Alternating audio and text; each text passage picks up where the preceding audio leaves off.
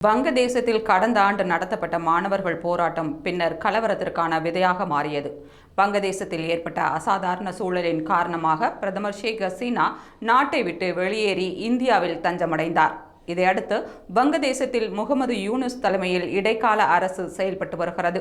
இந்நிலையில் வங்கதேச கலவரத்திற்கு மூளையாக இருந்த மாணவர் அமைப்பு தற்போது புதிதாக கட்சி ஒன்றை ஆரம்பித்துள்ளது.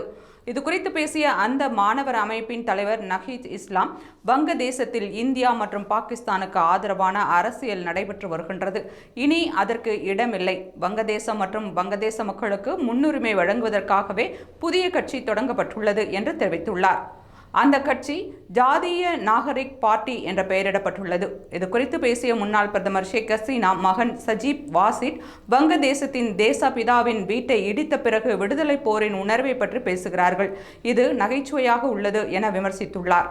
தங்களுக்கு உடன்படாத அனைவருக்கும் எதிராகவும் அவர்களது கும்பல் வன்முறையை நடத்தியதாக சஜீப் வாசிட் குற்றம் சாட்டியுள்ளார்.